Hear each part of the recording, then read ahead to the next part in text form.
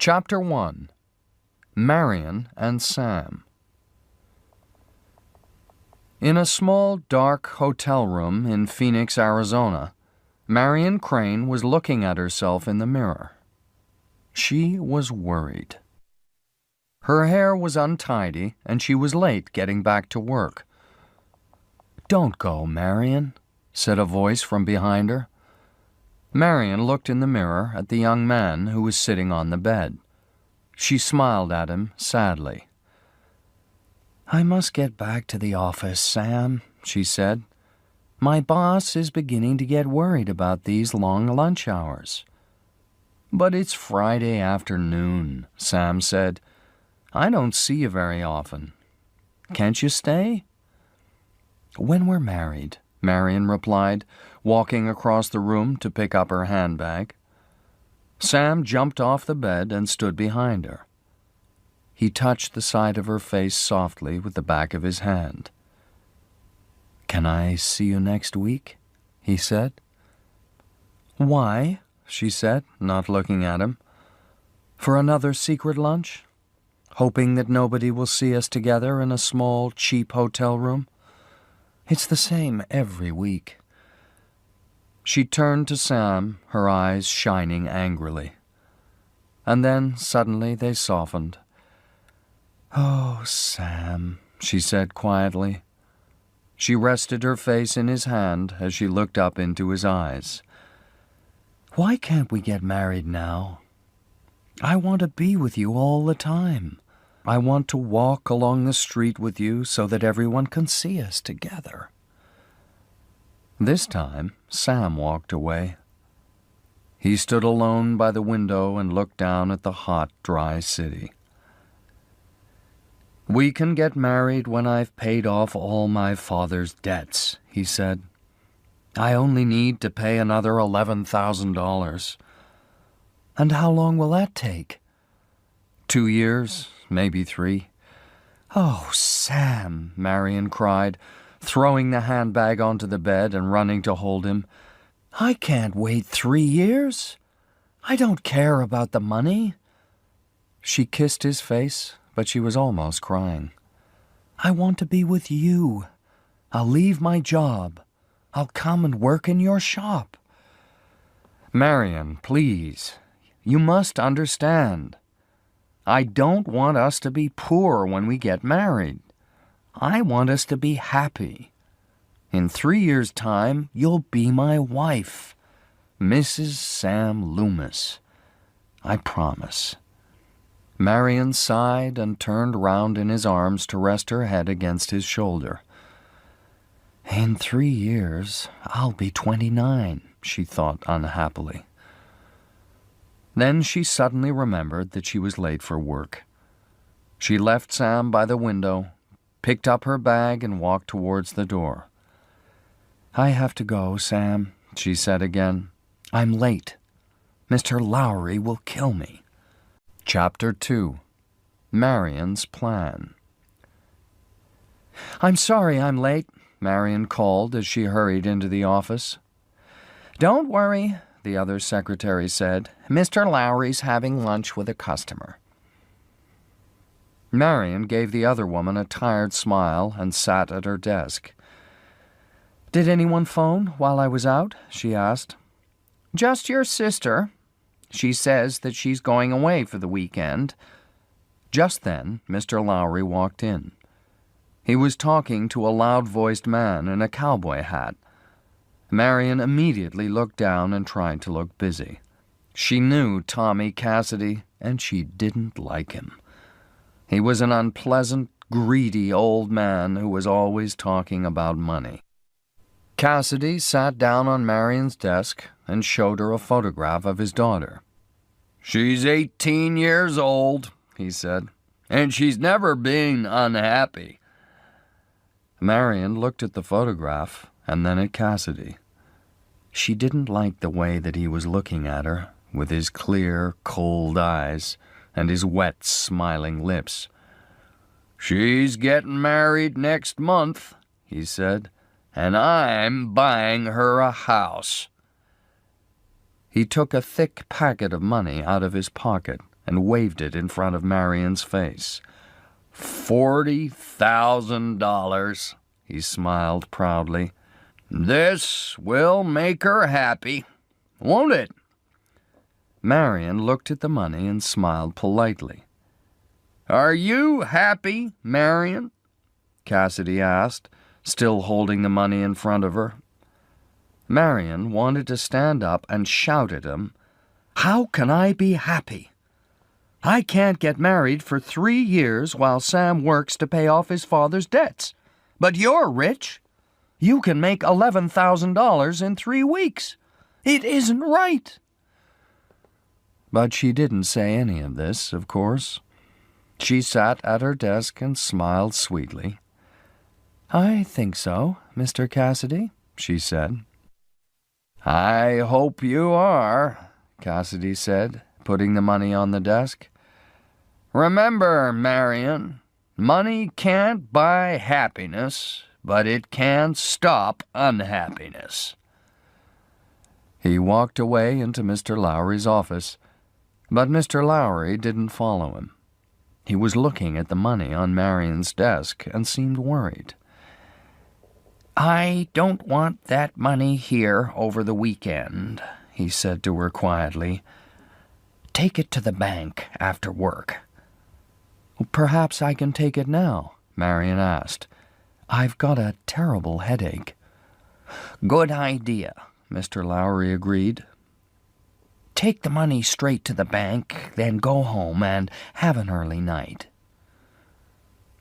Marion put the money into a white envelope, put the envelope into her handbag, and left the office. But she didn't take the money to the bank. A plan was taking shape inside her head. $40,000 is a lot of money, she thought. With this money, Sam will be able to pay his debts. Then we'll be able to get married. Pleased with his idea, Marion went straight home. She put some clothes into a suitcase and drove out of Phoenix. As she was waiting at some traffic lights for people to cross the road, Marion looked at the bag next to her with the money in it. Of course, she was thinking, I can't tell Sam that I stole the money from my boss. I'll have to think of a good story to tell him. Suddenly, one of the people crossing the road stopped in front of her car. It was Mr. Lowry. Without thinking, Marion smiled at him and waved. He looked at her seriously, then walked away. Oh no, Marion thought. Now he knows I haven't gone home with a headache. If he thinks I'm running away with the money, he'll phone the police. I must hurry. If I can get to Fairvale before Monday, they'll never find me. I'll be safe with Sam. It was a long journey. After driving all night across the desert, Marion began to feel tired. She had to stop. She drove off the highway and parked at the side of a quiet road. I'll just rest for half an hour, she told herself. But she was more tired than she thought. She lay down in the front of the car and slept until the morning. Chapter 3. Bates Motel. Marion woke up suddenly. A policeman with a thin mouth and large dark glasses was looking at her through the car window. Without thinking, she sat up and turned the key to start the car. The policeman knocked on the window and told her to stop. Marion opened the window and looked at him nervously. Is anything wrong, miss? The policeman asked. No. I was feeling tired, so I stopped the car. Why didn't you stay at a hotel? There are lots of hotels near here. I only wanted a rest, said Marion. Why? Have I done anything wrong? No, miss, the policeman replied, but he wasn't happy. Can I see your driving papers, please? Marion turned away from him and opened her bag. The policeman tried to watch over her shoulder, but he didn't see the white envelope full of money. She hid it carefully under her bag, then handed him her driving papers. He studied them for a minute, gave them back, and, without a word, returned to his car. Marion started her car immediately and drove away. Looking in her driving mirror, she noticed that the police car was following her. She drove slowly so that it could go past, but it stayed behind her. "Why's he following me?" Marion thought nervously. "Has Mr. Lowry reported me already? If he has, I'll have to sell this car as soon as I can and get another one. I don't want anyone to follow me to Fairvale." At last the police car stopped following her and turned off along another road. About an hour later, Marion arrived in a small town. She stopped at a garage and asked about changing her car for another one. While the man from the garage was looking at her old car, Marion walked out into the street to buy a newspaper. Then she noticed the policeman with the dark glasses. He was standing by his car across the road watching her. Marion didn't look at him. She bought a newspaper and looked through it quickly. "Good," she thought. "There's nothing in the paper about me or the money. Nobody knows yet. That policeman doesn't know anything. He's just trying to frighten me." She went back to the garage and showed the man the car that she wanted. "Don't you want to try it first?" he asked.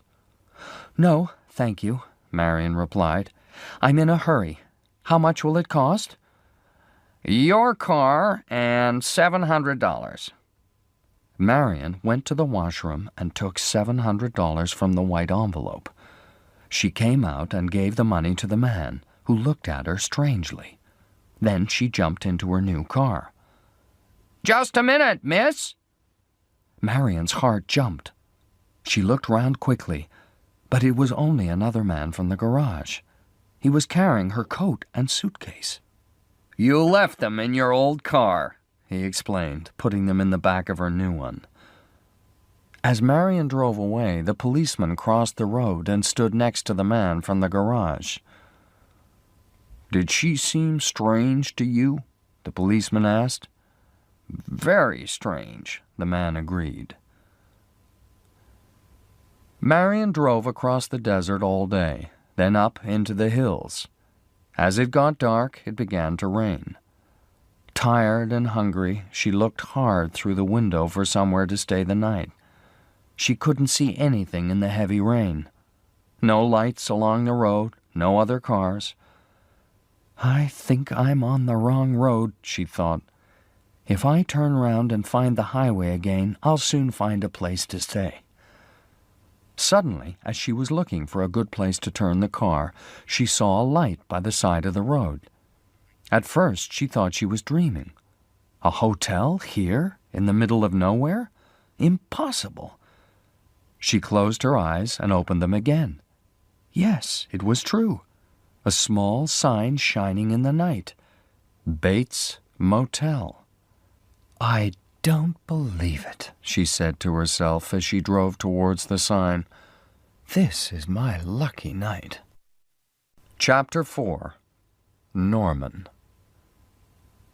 There were no other cars outside the motel, and the office was empty. Marion stood outside the office and waited.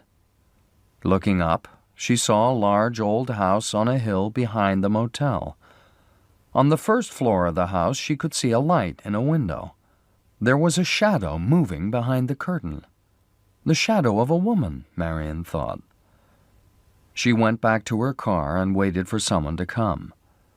At last, through the darkness and the rain, she saw someone outside the house. It was a man, and he was running down the hill towards the motel. Marion got out of her car to meet him. He was a young man, tall and thin, with a friendly, boyish face. "I'm sorry I wasn't in the office," he smiled. "Do you have a room?" Marion asked. 12 rooms, all of them empty," the young man laughed. "You're wet. Come into the office." Inside the office, the young man watched her carefully as she wrote her name in the visitor's book.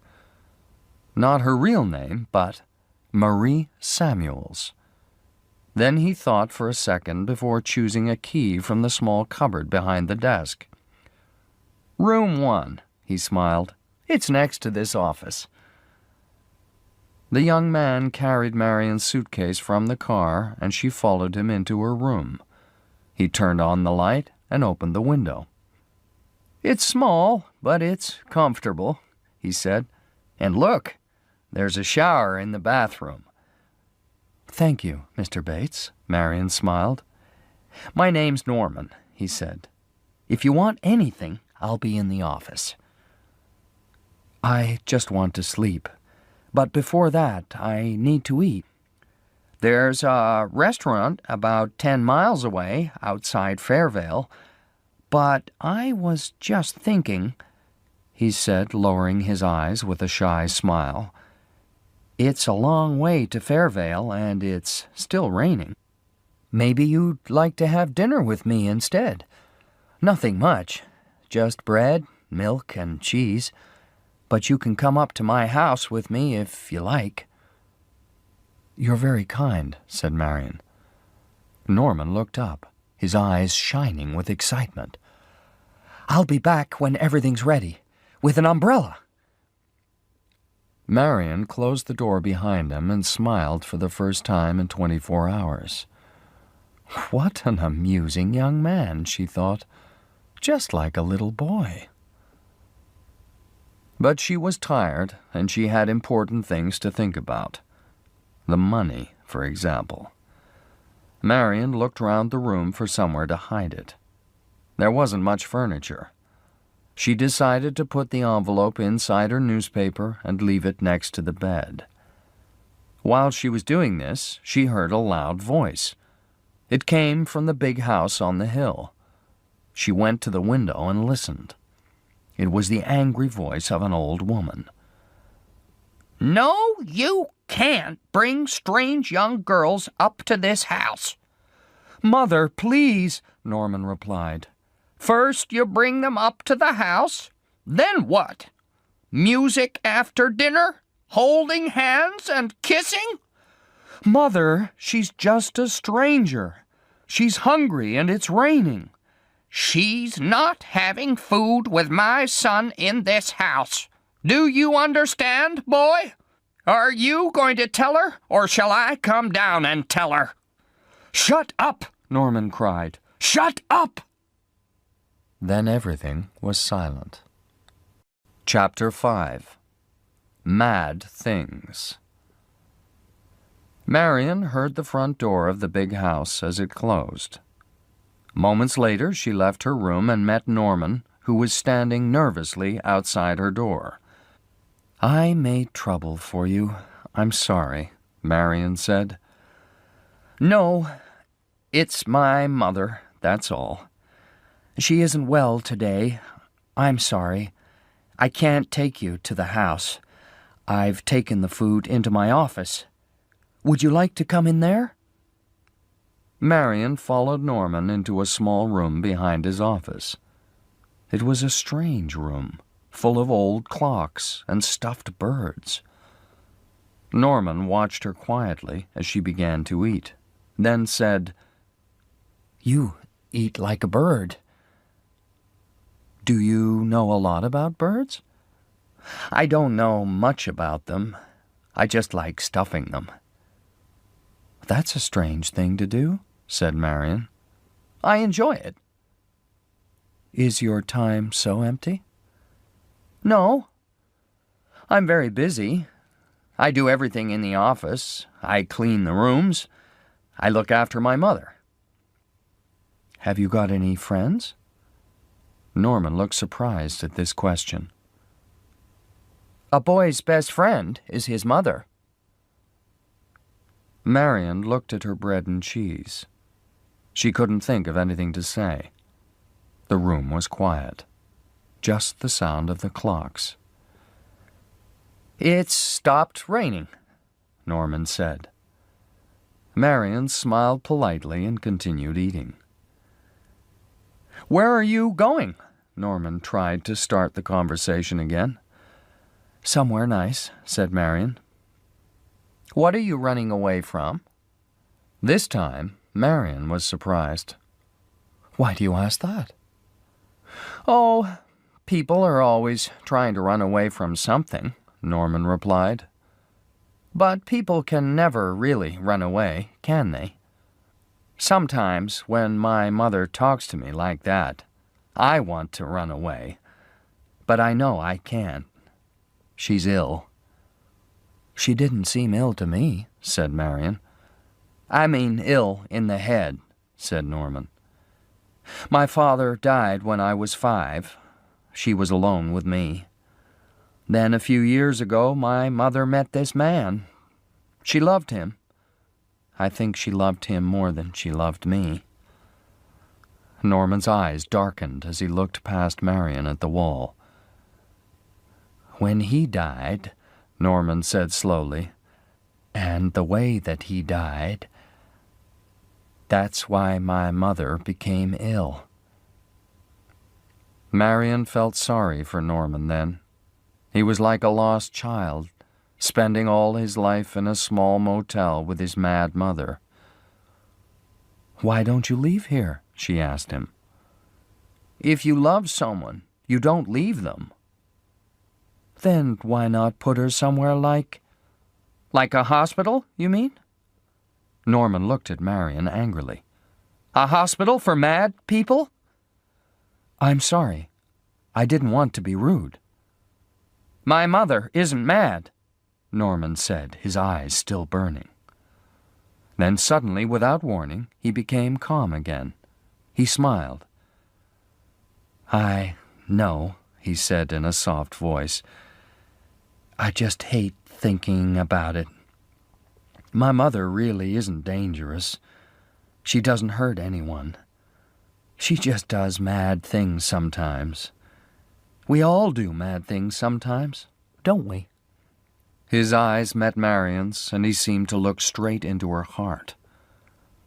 "Don't you do mad things too, sometimes?" "Yes, sometimes," Marion smiled. She thought about the $40,000 in the newspaper in her room. She did a mad thing yesterday afternoon when she put Tommy Cassidy's money in her handbag and ran away with it. "I must take it back," she thought, "tomorrow morning." She stood up. "Thank you for the meal," she said to Norman. "I'm tired, and I have a long journey tomorrow, all the way back to Phoenix. You see, I made a bad mistake. I want to go back and put everything right before it's too late." Norman gave her a warm smile. "I've enjoyed talking to you," he said. "I'll bring you breakfast in the morning." "You'll have to be early," Marion said. "I will. Don't worry," Norman replied. "Sleep well." Chapter 6. As Clean as Snow. Marion went into her room and sat on the bed. "Yes, it was a stupid idea to steal that money," she thought. It was like a bad dream. Now, after talking to that strange, sweet young man, she was awake again. "I'll take the money to the bank first thing on Monday morning," she thought. "Nobody will know what I've done. Everything will be all right." She stood up. She suddenly felt very strong and happy. She felt wonderful.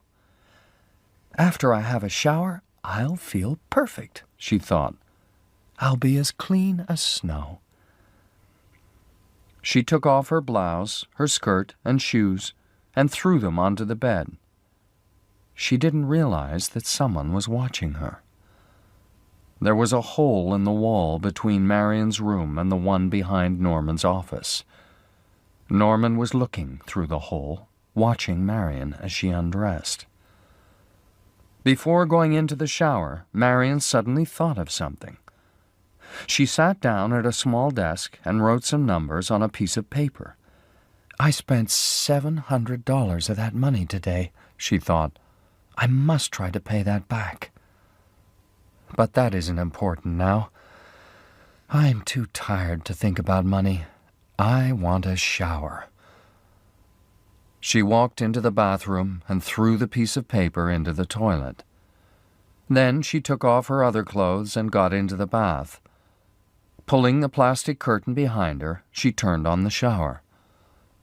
It was lovely, beautiful and warm. She closed her eyes. The warm water washed down over her body. The bad dream was over. She was becoming a good, clean girl again. Marion didn't hear the bathroom door as it quietly opened. She didn't see the old woman who was slowly crossing the floor. She was facing the wall when the woman's hand pulled the plastic curtain open. She turned quickly and could see, through the water in her eyes, a face. A terrible white face with long gray hair and mad shining eyes. And above the woman's head, in her hand, there was a large silver knife. Marion screamed. The woman laughed and brought the knife straight down into her neck. Marion went on screaming as the knife cut into her arms, her throat, her stomach. She tried to fight, but the old woman was too strong. The knife cut deeply into her body again and again and again. Marion became weaker. Her screams became softer.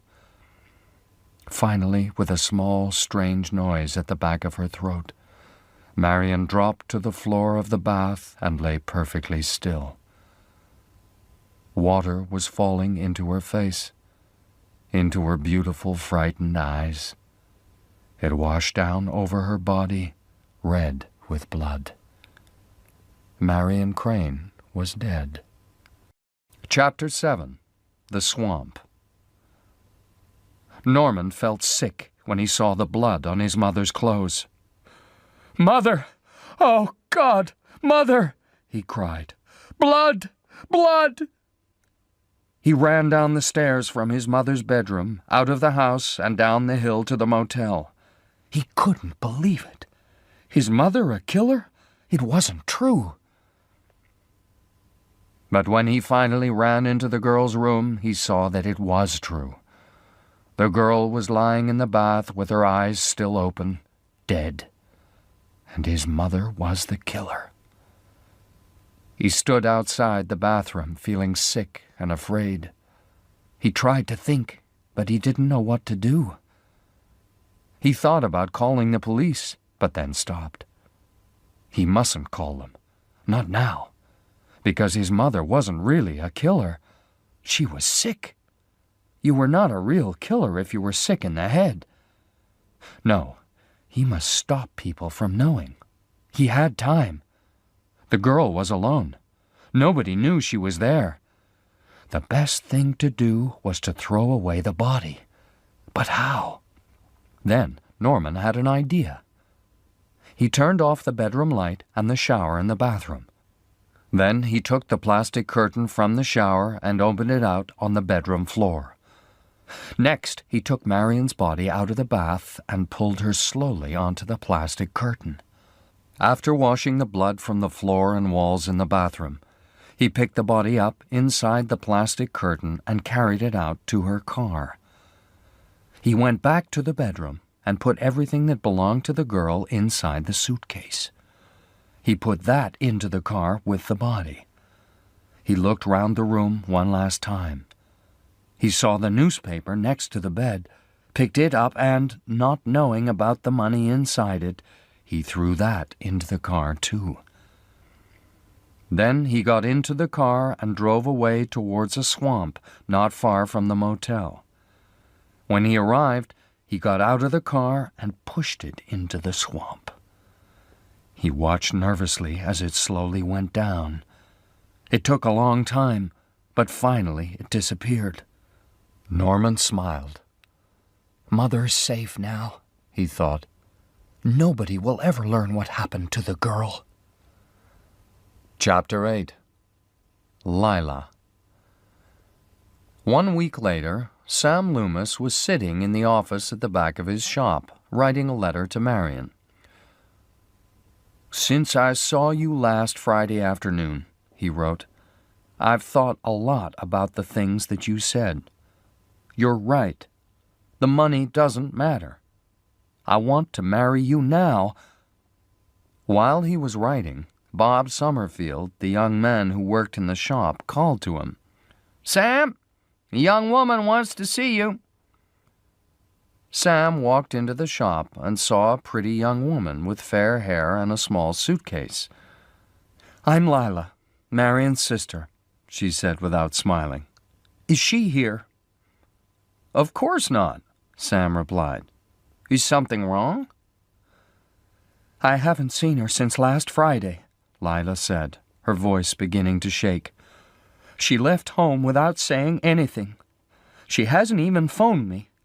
Look, if she's here, I want to talk to her. She's in bad trouble." She began to cry. Sam told Bob to leave the shop, then turned to Lila. "Tell me," he said softly, "what are you talking about? What kind of trouble is she in?" "Yes," said a flat, unfriendly voice from the door behind them. "Let's all talk about Marion." Sam and Lila both turned to see who was talking. A short man with a hat low over his eyes walked slowly into the shop. He was carrying a raincoat over his arm. "My name's Arbogast," he said, showing them a card. "I'm a detective, but I'm not with the police." He looked hard at Lila and said, "Now, Miss Crane, where's Marion?" "Why do you want to know?" said Sam. $40,000, Arbogast replied. "I don't understand." "Your girlfriend stole $40,000. Sam looked at Lila. "Is this true?" Lila explained everything. She spoke in a cold voice. She still believed that Sam was hiding Marion somewhere, but when she finished, her voice softened. "Listen, Sam," she said. "Her boss doesn't want to call the police. He just wants his money back. So if she's here—" "She isn't," Sam said quickly. "Miss Crane, can I ask you a question?" said Arbogast. "Why did you come here to Fairvale? Did you know that your sister was here?" "I hoped she was. I wasn't sure." Arbogast looked at her and said nothing. "It's true!" she cried angrily. "Why don't you believe me?" "I'm just doing my job, Miss Crane." "Really?" said Sam. "Then have you phoned any hospitals near Phoenix? Maybe she's had an accident." "That's not possible," Arbogast replied. "Her boss saw her in her car last Friday. She was driving out of Phoenix with the money." Then Arbogast looked at Lila. He gave her a warm, friendly smile to show that he finally believed her. "I think she's here, Miss Crane," he said. "Maybe not here with her boyfriend, but she's somewhere near Fairvale. I can feel it. Don't worry," he said, touching his hat and walking towards the door. "I'll find her." Chapter 9. A Few Questions. The next day, Arbogast visited all the hotels near Fairvale.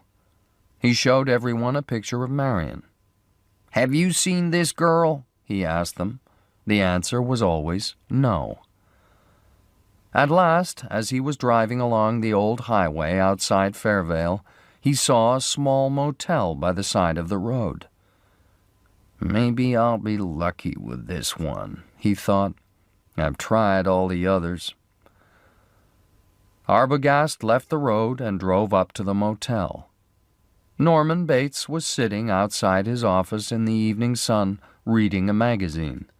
He stood up and smiled as Arbogast got out of his car.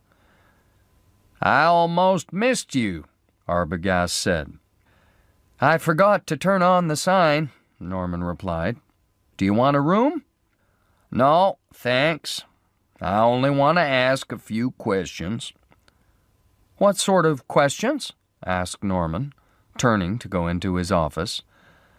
I'm trying to find a girl, said Arbogast, following him. My name's Arbogast. I'm a detective. Oh, really? Norman tried to smile calmly. A girl? Her name's Marion Crane, Arbogast explained. She's from Phoenix. She disappeared last Friday, and her family are very worried. He showed Norman the photograph. Have you seen her? Norman shook his head without looking. Maybe she stopped here about a week ago? No, I haven't had any visitors for more than 2 weeks. Business has been bad since they moved the highway. Can I see your book? Norman gave him the book from under the desk without speaking. He watched as Arbogast took out an envelope and studied the names in the book. Ah! Arbogast's finger stopped at the name of Marie Samuels from Los Angeles. You see, she was here last Saturday night. Look, the writing is the same as on this envelope. So? Norman said in a weak voice. The writing on this envelope belongs to Miss Crane. Norman opened his mouth to speak, but his mouth was dry, and he couldn't think of the right words. Finally, he said, "It's difficult sometimes." Arbogast looked at Norman. What's difficult? Remembering things. I know, Arbogast said softly, trying not to frighten him. You know, I wasn't lying, mister.